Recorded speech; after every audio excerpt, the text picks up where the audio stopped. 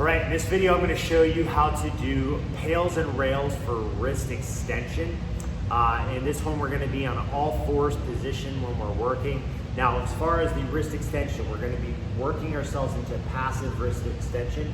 When I'm showing you pails and rails, which is progressive angular isometric loading and regressive angular isometric loading, what I'm doing that you won't be able to see is I'm pushing down against the ground, or I'm trying to pull my hand off the ground. If I'm pushing down, I'm trying to recruit all the tissues on this side. If I'm pulling up, which is rails, so it's the regressive side, the tissues are getting shorter, this side's getting longer. Here, I'm actually trying to pull up, but you're not going to see any visible movement, so I'll use one hand to direct you. When you're doing this exercise, it can be done with one hand or two, so I can simply drive forward, get a passive stretch. I'll just go to one hand here. So just passive stretch through this side. I would hold that passive stretch for a couple minutes.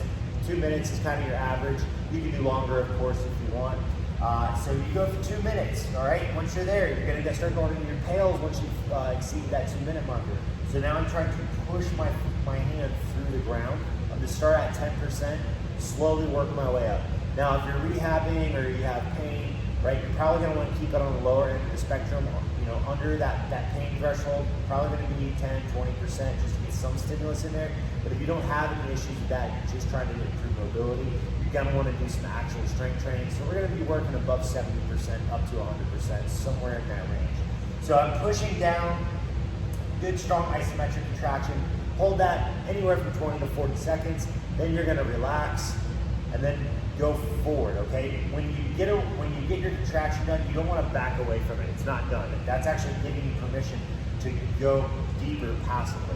Now, once I've done a couple rounds of that, then I can start working on rails. So rails, I'm actually trying to pull into extension, but because I'm in a passive range, I'm trying, but you're not gonna see any movement. Now, all this stuff on the front is contracting, okay? So that's my rails effort, all right? Do 2, maybe 3 of those. If you're working with me on a program, I've indicated that in your program.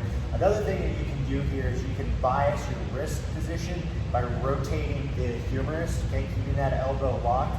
You don't want to bend here. You want to keep that nice and straight, and then we can rotate, okay?